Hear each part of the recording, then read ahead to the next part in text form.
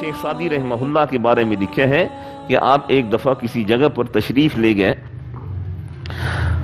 تو وہاں سے جب باہر نکلے تو آپ کے پاؤں میں جوتا نہیں تھا، تو آسمان کی طرف منہ اٹھا کر شکایت کے انداز میں انہوں نے کہا کہ میرے مولا عجیب معاملہ ہے، ہر کسی کے پاؤں میں جوتا ہے اور میرے پاؤں میں جوتا نہیں ہے، میرے اللہ مجھے بھی جوتا عطا فرما۔ تو لکھا ہے کہ وہ دعا کر کے جب فارغ ہوئے چند ہی قدم آگے چلے تھے، کیا دیکھتے ہیں کہ ایک آدمی کے سرے سے پاؤں ہی نہیں ہیں اور وہ زمین پر گھسٹ کر چل رہا ہے۔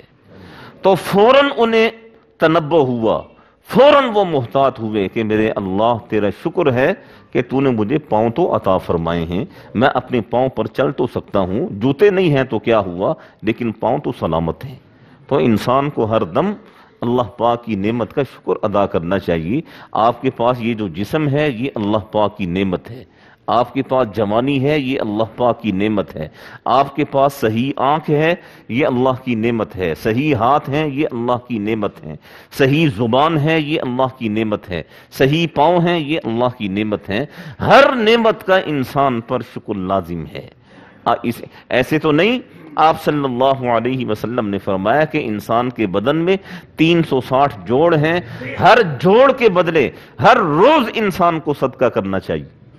صحابہ کرام نے عرض کیا اللہ کے رسول اتنی صلاحیت کون رکھتا ہے کہ ہر جوڑ کے بدلے وہ صدقہ کرے؟ آپ صلی اللہ علیہ وسلم نے فرمایا تم نے صدقے کا کیا مفہوم سمجھا ہے؟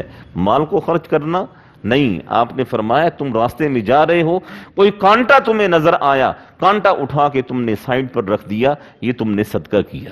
کوئی مسلمان تمہارے سامنے آیا، تم نے مسکرا کر اس کا استقبال کیا، یہ صدقہ ہے۔ کسی مسلمان کو تم نے سلام کر دیا، یہ صدقہ ہے۔ کسی مسلمان کے ساتھ اچھے اخلاق سے تم نے گفتگو کر لی، یہ تمہارے لیے صدقہ ہے۔ تو اس لیے اللہ تعالیٰ فرماتے ہیں ان اللہ یحکم بینہم فیما ہم فیہ یختلفون، کہ یہ جو مشرکین مکہ اور قیامت تک آنے والے مشرک توحید والوں سے جو اختلاف کر رہے ہیں، اللہ تعالیٰ اس کا فیصلہ قیامت کے دن فرما دیں گے۔